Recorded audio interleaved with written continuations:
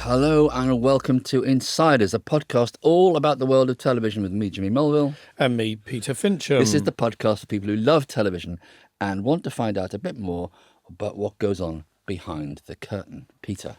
I spotted a story in the Times, which, fun enough, relates to a question from a listener that we got last week. Or a viewer. Or a viewer, or a viewer. We hope a listener, because we really prefer the idea of people listening to us. We don't like people looking at us while we're talking. No, we'd like to put a veil in front of us, but we're happy with them listening to us. We sound younger than we look. So, a chap called Adrian Fry wrote in. Thank you for your question, Adrian. He says, please can you talk... Any relation, do you think, to Adrian Mole? Please, can you talk more about the issues around using deep archive? Why isn't it better exploited? And why can't the admittedly small audience willing to pay premium rate have access to, say, all of the extant BBC archive? I mean, the BBC sit on a mountain of it. Yeah. But it's funny that Adrian should ask that question this week, because there's a story in the Times that I spotted, I don't know if you saw this, about this company called Hypnosis. Right. So this is an idea somebody's had Yeah. to say, you know what's gone on in the music industry for the last decade or more, longer than that, of people, really big artists like the Rolling Stones or whatever, or Bob Dylan or whatever, selling their song catalogue for a ludicrous amount of money, or looks like a ludicrous amount of money, to somebody who then controls the catalogue and can license out, blowing in the wind to some advert for whatever. Somebody's indeed, somebody's had the idea to do this in television and kind of roll up people's rights and actors, presenters, writers and so on, and aggregate them into a big and powerful player. So buying people's catalogues. TV and film catalogues. So, yeah, exactly. I've been working in the business quite a long time. And so Hattrick's 40 years old this year. Caught my eye. I've got a 40-year-old catalogue that's aching for a bit of attention. The company was born, it says here, after Chris Helm, who's the former finance chief at Hypnosis, struck up a conversation with Mark Allen, a British TV and film executive. Do you know Mark Allen? Do you know? No, I'm afraid I don't have the pleasure. No. I don't, but anyway, he was in the immigration queue at LAX airport. Oh, good luck with that. Yeah, so he obviously had a lot of time to fill. Oh, yes. No, you're there a while. You're definitely there a while. And then you're sent to a different queue. You get to the end of it. Or you're sent to Salvador and have your head shaved. By the way, don't engage them in any irony or humour. They don't like it in LAX. They're very First suspicious. time you and I ever went to America, we were only passing through America because we were on our way, we were touring Australia, but we touched down in Honolulu airport. At 2 o'clock in the morning. Something like that. Yeah. And you had to say on your passport what you were. Well, I was the musical director. You're a musician. I was a musician. I was a music director of An Evening Without, which was the show, the ex-Cambridge Footlight show that we were touring around Australia. Exactly. So I put 1980 this was. It was, yeah. So I put musician down on the form. Fool. I regretted You're that. a fool. Yeah. I got taken into a little room. Yes. Because they thought, well, he's a musician, he must be carrying drugs or Yeah. whatever. And I kid you not, a bloke ended up shining a torch up my... Up where the sun don't shine. And where the drugs weren't stashed either. Because I was a very innocent young 20 or 21-year-old or whatever. But I did undergo. But that gave us, a very dignified thing. You can imagine the mirth that created amongst Clive Anderson, Griff Rhys-Jones, I do remember. Rory McGrath and myself. Actually, Griff wasn't there. But we were laughing our asses off as you were having yours inspected. But it gave us an idea a couple of years later for a sketch in Alas Smith and Jones, which was... I didn't think I knew this. Well, it's a sketch and it's a runner. So it occurs 3 times in the show. And, boy, we've gone down a rabbit hole here, but I'm going to tell the story. Well, rabbit holes. Anyway, so we're looking at it. I didn't have a rabbit up there either, I promise. Well, you see, what happened was the character Griff is playing is going through customs, and Mel is playing the customs officer and stops him and insists on doing a cavity search. So we don't see this. He bends over. I remember this sketch as a screen, right? And he puts his hand up there and he pulls out a little bag of white powder and goes, oh dear, oh dear, oh dear. And you cut away, go to a different sketch. You come back about 5 minutes later and you see that actually now he's pulled out 200 cigarettes and 3 bottles of whiskey from the same fundament. You then come back later and he's got a fridge, he's got a row of clothing that's drying, he's got white goods, he's got bread. loaves of bread. And then you And go Griff's got all this stuff stuck up his arse. stuck up And his yet arse. still managed to talk through it at times. and then at the end, you come back and the character Mel plays said, I think that's everything now. I've got everything out. And then you hear very faintly the tune of Slade's hit, Merry Christmas, everybody. Merry Christmas, Everybody. Thank you. Here it is, Merry Christmas, everybody's having fun. That one. And he goes, oh, that's what happened to Slade. Because at the time, you remember the graffiti was whatever happened to Slade. Yes. Anyway, you had to that's be another there. You had to story. be there to enjoy that. But Why have we got onto this? Well, we got onto this because this conversation immigration happened in queue, the yeah. immigration queue at LAX. But the TV substance of this story is, could you do this? Could you accumulate intellectual property and rights in the way that has happened in the music industry, where essentially you're investing in the future revenue streams of songs? And of obviously songs that have, we've lived through all our lifetime, from the great artists of the 60s, 70s and 80s and more recent artists, where you can perhaps predict their revenue streams. Is that the case in television and in the sort of things that we do? Well, just pick a song. I mean, compare. If you picked a song from, didn't David Bowie sell his catalog? He was one of the first to do it. He did it for what seemed like an unbelievable amount of money at the time, and is not even that much compared with modern deals. Compare Life on Mars with episode 3, season 2 of a panel show that didn't quite work. I mean, I'm not sure there's the same kind of appetite or the same kind of longevity. Well, it really is the same revenue streams. Funny enough, you remind me as you say that, a story I can tell. This can sound a bit like name dropping, but I just warn you in advance. Oh, Peter, you're not known as a name dropper, so go for it. So this must be 25 years ago, because it's about Peter Cook, the late comedian, who I knew very well in the last 5 years of his life. A lovely man. We became really good friends and made a couple of series together. And I once went round to a party at his house in Hampstead. Good luck. He liked a party. Yeah, Peter. he did. And also there were a couple of other guys who like a party, which is 2 members of the Rolling Stones, Keith Richards and Ronnie Woods, I seem to remember. And they'd flown in from a... So you were just sitting there watching Songs of Praise, were you? I was just sitting there thinking, I cannot believe I'm breathing the same air as these godlike people. It's dangerous to breathe the same air as Ronnie Wood, Keith Richards and Peter Cook. And I chatted to Peter and he said, oh, I love the Stones, they're old friends of mine. But then he went off in a kind of riff, which was about the fact that they'd written... Satisfaction back in 1964, and was still playing it to stadiums full of people and making money off the record sales and the rest of it, and probably selling it for advertising for ridiculous amounts of money. Roughly the same time, there's a very famous Peter Cook and Dudley Moore sketch that he wrote about the man with one leg fantastic. who wants to play Hamlet. Tarzan. That's Hamlet. No, he comes in and goes, I'm auditioning for the part of Tarzan. Tarzan, I can't help noticing you've only got one leg. Oh, yes, is that a problem? Well, I've got nothing against your left leg. Sadly, neither of you. It's that sketch. It's that sketch? Yeah. Hang on a Listen, minute. Hamlet, Tarzan, they're interchangeable. I can see Owen is busily... Owen's had a massive attack of thumbs over-responsibility now his to you. phone here. He's thinking, oh my God. Say, is the one-legged man sketch He's praying about that you're Tarzan, or is it about Hamlet? Maybe there were different versions of it. Anyway, this isn't really the point of the story. No, it's not. The point I'm is, glad you brought it up because I love correcting you. The point you know how much is- I love correcting. I know you do. The point is that Peter was basically saying what they did that probably took them an hour or so to write all those years ago. Still, the money is rolling in. Yeah. But I don't make money or royalties. There's no money left for me in that sketch. All I can ever do is maybe occasionally perform it at an Amnesty International gig. Which is what he did. Which is what he did. Yeah. And still to great effect because it was, it was wonderful. a classic and brilliant. So that point made by Peter Cook 25 years ago, 30 years ago at a party, isn't that a point also to make about this story?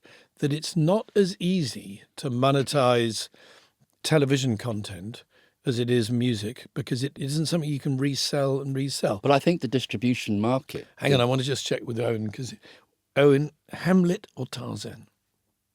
It goes to Jimmy. It was Tarzan. Yeah. Why do I think it was Hamlet? Because you're... Maybe they did an upmarket version of it Yeah, for so more that's- discerning audiences, and I was one of those more It's discerning probably they audiences. did an evening where they changed it to Hamlet for people who wanted it to be Hamlet. Yeah, because the third time you see a sketch, you want a bit of Exactly. variety in it. By the way, in the modern world, Yeah. being a one-legged person would be no barrier to you playing Hamlet, would it? In fact, I'm surprised we haven't seen that done, because women have played Hamlet. I mean, basically, the one thing you don't want playing Hamlet, if you're doing a sort of trendy new production at the Globe or the RSC, To hop or not to hop. is a perfectly straightforward two-legged straight white man. Yeah, I think That makes that's for a very terrible. dull production. That's so reductive, I think, to have maybe- Hamlet played by a biped. Peter Cook's sketch was well ahead of its time. I think so. But it's still the point holds. There wasn't much more money to be made out of it. No, and I think I was trying to make a serious point when you hijacked me with the one-legged Hamlet nonsense. Although I did see Ian McKellen play Hamlet, and he was 85 at the time, Yes. and honestly he spoke it so beautifully. But I'll tell you another person who played it, Francis de la Tour. yeah, well, you see, the thing is that Rising damp to Hamlet. I saw it was at Windsor. It was just after COVID. I took my three boys to go and see it. I mean, we went along, and as I say, he spoke the verse beautifully. But I did catch myself thinking, are you supposed to be worried when Hamlet runs down the stairs? Anyway, so I was going to make the point that I think the global distribution market in TV anyway, I don't know about anything else, but in TV, I think it's going through a rough time. I think big companies their revenues are being hit. So I think there's been a slowdown in the kind of vitality of that interchange between, different countries selling each other programs. And I know that we have a distribution company, and it gets harder and harder as the business changes. As we've spoken about it before, and the streamers come on board, and they are commissioning stuff originally. They distribute from the get-go. They are global. How to Get to Heaven, we just launched last week. That goes global on day one. Yeah. So there's no distribution market in that. But isn't there a fundamental thing here which no business model can get away from? When it comes to music, we're perfectly happy to sit down and listen to an album that was made 50 years ago. In fact, we might be inclined to listen to an album made 50 years ago because we sort of reach a point in life when we don't want to keep up with the latest trends, and we don't want to hear Charlie XCX or whatever. I showered to Goodbye the Yellow Brick Road this morning. Well, exactly. We'll stick on an old Elton John album because it still sounds as good as it did in the 1970s. Fundamentally, that isn't the case with television. We're watching new things, like I've been watching How to Get to Heaven from Belfast. I have not been watching episodes of a drama or comedy drama from the 1970s. You might watch an old comedy you're fond of. Comedy lasts, I think, more. So that It's got a Peter longer Cook's tail. point is ironic because comedy has a longer tail but only one leg. Yeah. But comedy arguably does survive. I think that's right. And you sort of get over the production values. Like if you watch 40 Towers today, obviously the lighting and the sets look a bit 1970s, but within 5 minutes it doesn't matter because it's just And it has a new life on stage, as does the Fast Show, as does Only Fools and Horses. So people do crave that nostalgia, I think, But which on is the same with television, music. you're tending to watch new things. I've always thought that music and comedy have a similarity there, that there's a yearning for it. It reminds you of when you were younger. There's a nostalgic appeal to it. No, I agree. But I think agree. it's a very interesting move. I like these kind of disruptive... And they've got to hang on a sec. We've got some details here. They've already got a fund of. Well, they've got 300 million. They got 300 million. I don't know if they've got your email address, but and I'm they're- happy and- to supply it to and them. they're aiming for They're a welcome to billion. have mine. I'm at hattrick.com if you want to get in touch. And your bank details? I've got those as well, actually, but not not gonna on broadcast not them on to- memory. And I certainly listen. I'll take cash. I'll do cash.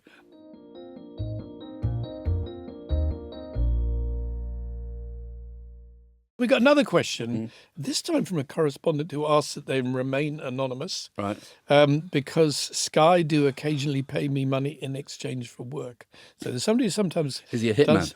no, well, he might be running a production company. Yeah. And this person, I don't know if it's a he or a she, says, really enjoying the podcast. Your discussion about advertising premium subscriptions to streaming services reminded me of a question that's always puzzled me. Why do Sky, and TNT for that matter, have advertising on their premium channels, and why does nobody seem to complain about it? People happily shell out hundreds of pounds a year to watch their favourite sports teams, far more than for a BBC licence fee or a Netflix subscription, and still have to sit through lengthy ad breaks. When I worked at Sky, we were always told that the advertisers pay your wages. But surely the vast majority of Sky's income is from subscribers, not from advertisers. If Sky was being launched today, would they be considering an ad-free offering, do you think? By the way, I've got a great admiration for Sky, brilliant organisation. Have you got a commission in with them? Making a couple of series from it at the moment. Right, great. So, but it's a very interesting point, this, that Sky's a slight oddity in here, because we're used to commercial broadcasters where we don't have to pay ITV to watch it. We don't have to pay Channel 4 to watch it, but we know we'll watch ads. That's the sort of unspoken contract. And then we're used to paying subscriptions like to Netflix and Disney, Apple Plus and so on, and we think we're not going to see adverts. Here with Sky, you pay a subscription and you get adverts. It feels a bit like inheritance tax, where you're paying a second tax on money that After you'd you already died. paid tax on when you originally earned the money. Yeah. So I do see the point, but it feels like one. To me, it feels like one. We need somebody from Sky to answer this question. Perhaps we should ask somebody from Sky. Do you know anybody from Sky? No, I can never get them to return my emails. That's what they've told me as well. So you think they're double dipping? Well, no. I mean, there's nothing to question double dipping, because double dipping sounds as if they're doing something improper. That's what I was implying. Yeah, but I'm not going to say that. No, because their business model is their business model. If they can persuade people to pay a subscription and then sit through advertising, then And I can't see why shouldn't they? And there's nothing nefarious about it. It was set up by Rupert Murdoch, and so there's nothing nefarious about him. Well, I don't think we really answered our correspondence I think question. it's interesting that he's sitting there thinking, I've paid my subscription and now I've got to sit I've got to through sit bloody through adverts. two. So what Sky will do next is they'll offer you an enhanced subscription to get rid of the adverts. Yeah. Because that's Yeah. what you do on all four. That's what you do And on that's what Spotify. It's what And you then do I on everything. discovered that's what you do on, as you remember, a few weeks ago, I declaimed how difficult it was to upgrade my Paramount going through the Sky settings, Oh, no. which was a nightmare. Oh, that's like being in the immigration queue at LAX airport. Yeah, except I didn't Goes- talk to somebody who had £300 million when I was trying to do it at the time, which is my wife laughing at me as I grew more and more frustrated with Sky settings. But that's the truth. Is that what happens is they say, we're going to show you adverts. Oh, by the way, we don't need to show you these adverts. Just give us some more money. But they're kind of known for this because, like if you ring up when your kids are grown up and say, I want to cancel my children's channel subscription, they say things like, but won't your children miss the programming? Do you think they might turn to drugs instead or whatever? I mean, Yeah. that is. And they start sending drugs round to your kids' house. But you have to watch adverts before you're allowed to use them. Well, Yeah, it's interesting. I don't know. I'm not I think sure Sky will have a very, very coherent... I'm sure it's, they will. It's their business model. Is there a wider issue here of we're of a generation who've grown up thoroughly expecting to see adverts in television programs, expecting to last 30 seconds, 60 seconds. Sometimes that's rather annoying. Sometimes they've been really good, advertising back in the 80s. Well, they used to be little Used to- works but of they had art. much, much bigger budgets in Yes, those they days. did. But now here's a new world in which, for one thing, you expect to be able to skip ads after a few seconds. Whatever you might be doing if you're on the internet or wherever, or just avoid them by paying a subscription. And maybe there's a new generation less willing to tolerate advertising, if you like. Now, I read another story the other day that there'd been another 25,000 redundancies in the advertising business. And with AI also fundamentally changing the nature of that business, the advertising business, which, if you go back, let's say, to the 80s, was a big, the era of gravy Saatchi train. and Saatchi, Yeah. a big, powerful, the guys, the Saatchi brothers became so kind of powerful. They tried to buy a bank at one point. Oh. That's how central to the culture advertising agencies were. And now they're just not even a shadow of that today. No, I know. TV advertising was also a springboard for a lot of creative talent. Yeah. Both Salman Rushdie, go to work on an egg. Well, Hugh He Hudson. came up with that. Hugh Hudson, It's not his finest Alan work. Parker. It's his shortest work, and believe me, I've read some of them. But it didn't offend- some of the it longer did- ones. it I'd didn't- rather go back to that. He didn't get a fatwa for that. Maybe he should have done. I'd just like to dissociate myself from my podcast partner here making light of a fatwa. I'm not making light of it. That's for others to judge, Jimmy. I'm making light of the fact that he wrote a very compelling line. Yes. But and my advice is for editing. to our listener or viewer is that what I do is I watch Sky stuff. I'm watching a thing called Under Salt Marsh at the moment. Oh yeah, I've been watching that with Kelly O'Reilly, who's my Kelly Riley. Kelly Riley, who's not O'Reilly. She's from Surrey. I wish she was O'Reilly. She's a posh girl from Surrey. She was in Yellowstone. Yeah. She played Beth, and I fell in love with her. She is a fantastic actor. And I worked with her about 20 years ago on a Stephen Polyakov series. Oh, she's wonderful. Face in Repose is extraordinary. I like it. I like her a lot. So I'm watching it. We're getting the idea. I'm watching Under Salt Marsh with my wife. saying, what an interesting plot. I love the scenery. And look, there's a primary school teacher. Oh my God, she looks like a rock star in a wind tunnel. She really does. But what I do is I watch it on the recording part of the system. So you can skip through the bits. I just skip through. I go with Kelly Riley. The scenes haven't got Kelly Riley 30, in. You have no interest in whatsoever. Not at all. 30. I do speed times 30. Oh, I know. I trained myself to absorb an advertising message at 30 times. But sometimes, as long as I can see the logo, I make a note to buy the product. But sometimes I overrun, and I've got to go back to get to the beginning of the second part. Yes. Do you do that? Yep. Yeah. It's a common thing. I'm quite good though with the. You're getting your timing right. I'm quite trigger happy because you never used to. But anyway, yes. So I think it's a good point he makes. What's next? I think we're going to talk about the BBC. Oh, are we? We so often do. But there are always things to say about the BBC. And I think it was only last week or maybe the week before that we were making the point the BBC has employed roughly the same number of people for like the last 35 or 40 years, yeah. 22,000 people. And it's possible that the BBC were listening to our podcast because Tim Davie, who, although the outgoing Director General, I actually thought he left, but it turns out he hasn't left. Tim Davie made a speech this week or maybe last week that there's further cuts of roughly 10% over the next 3 years. And these are cuts on top of the 150 million reductions that need to be found over the next couple of years as part of the previous round of BBC cost cutting. Yeah, and so what did he say? He said, over the next 3 years, like everybody in our sector, we will need to continue to find savings and move money to where we need it to remain relevant for our audiences. So hopefully that doesn't affect then content commissioning. Well, he goes on to say, do not mistake this for a lack of appetite for us to make a case for the BBC to be invested in properly. We want more money. But you're much powerful in asking for more money if you are seen to really go at your cost base properly while protecting the journalism, content and audience offer. Mm-hmm. This is a delicate game and has to be fairly played, but the idea that we don't play it is a non-starter going into charter.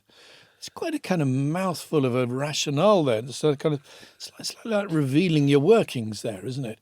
But having said that, of course it makes sense. If you go into charter and say to the government, give us more money, and they say, what efforts are you making to save money? Yeah. And you say none, you've got a pretty weak case, haven't you? And of course, the government issued a green paper to discuss all these issues around the BBC, around how to fund it, how to make it more, I suppose, more efficient. And certainly with the recent, kerfuffle around the Trump thing about how making it more transparent and accountable and making the news more trustworthy, all that kind of stuff. The whole thing is in there. And I started to read it. In fact, I got a reminder today from someone at the BBC who said, oh, please do fill in the online questionnaire which they give. Okay. Which basically Well, you're ahead of me here, so tell us about it. It takes about half an hour. Yeah. Anyone can fill it in. And it's basically, do you strongly agree, not agree, don't agree? It's those kind of questions.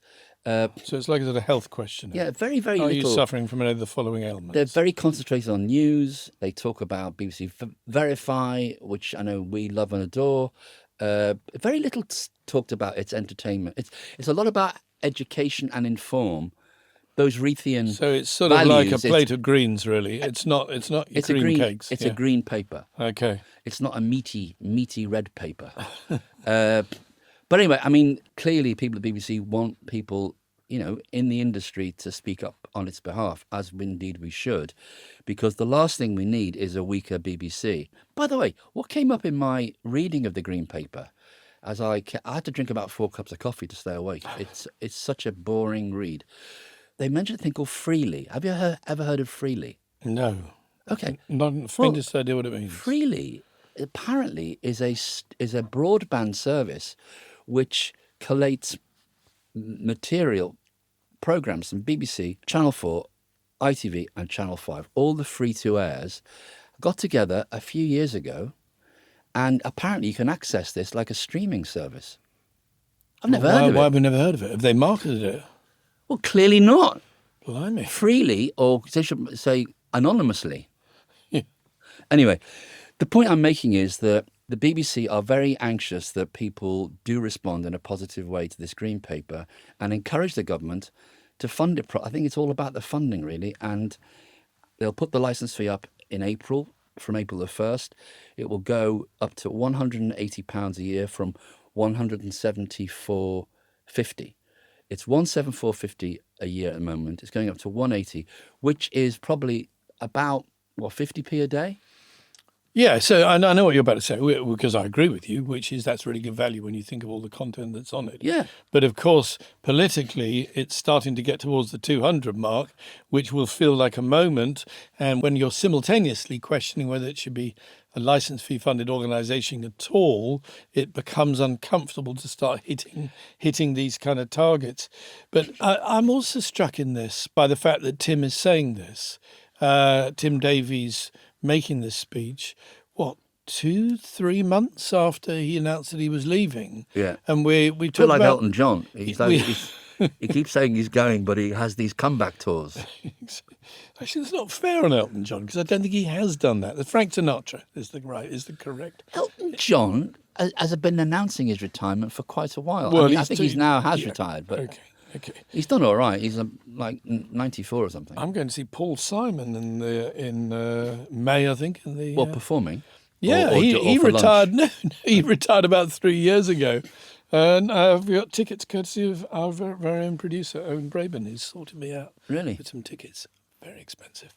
No, I was going to make a point because we made this point about Channel 4 before. Yeah. Where the world is changing fast, but these organisations are changing leadership very slow. So Tim Davie announced he was leaving in November. We're now in the second half of February, and we don't know who's going to be running the BBC. We understand why. It takes a long time. Yeah.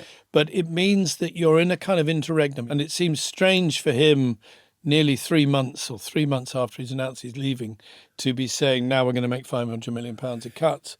But I also think there's another thing going on here, and I don't know whether this is affecting the search for new Director General. It's becoming so hard to fill these roles without following in its wake difficult stuff about the person you put in charge with the role. And I say this because there's a story in the papers this week about a woman called Antonia Romeo. I don't know if you read this. No. So Antonia Romeo, the government I hope I've got this right, want to make her the head of the civil service.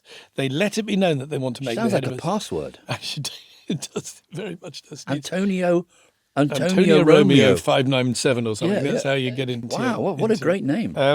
But no, this is a serious issue though, because so the government let it be known that, and obviously I know nothing about it at all because it's not the world we work in. And what you going to do? To run the civil service. So it's a bit like being the head of the BBC, very, very senior job. But now it's all going wrong because following in its wake are basically bullying claims about Antonia Romeo. People are saying, oh, no, you can't appoint her because this is how she behaved to these people or whatever. And there's now a further story, which is that the bullying claims about Antonia Romeo have been covered up in order to try to push through her appointment as the head of the civil service. So you've got to fire the people who did the covering up as well. Well, so you sort of have a very tricky mixture of things here, whereby you can't ignore the people who made these claims about the individual, or that becomes a problem. And indeed, you have to fire the people who do the covering up. But unless a person being appointed to one of these, public-facing, very prominent roles, what's this going to be like in 20, 25 years when the person who might then be about to be the Director General of the BBC has an entire social media library of stuff that they said and did when they were a student? Well, What you and I said and did when we were students is lost to the world, not even remembered by us. I remember it, Peter. Yeah. And I'm going to write about it one day. But if you're a highly employable person, Yeah. and you could probably earn more money than working in the public sector, like running the BBC or running the civil service, why would you put yourself up thinking, well, I'm a human being, I've made mistakes in the past, absolutely. Maybe I shouted at someone I shouldn't have shouted at them. I think we've all done that. And I think that the truth is that you learn by your mistakes, but not anymore. Apparently, when you make a mistake, you're cast into the darkness forever. There's no redemption, which is a very sad world to live in, I think. I agree. What might be a good idea, Peter, is if we tried to get an ex-DG to come and talk to us Yes. about what the job is really like and what the problems really are when you're up against the coalface. Should we do that? Let's do it. So one more story we might just touch on, because it's also about something that's happened slower than you might hope it would happen. Reuters reported that talks between ITV and Sky over Sky's proposed £1.6 billion takeover have slowed in recent weeks. Oh, good. Apparently, the main issues at the heart of the delay are the complications related to the spin-out of ITV Studios.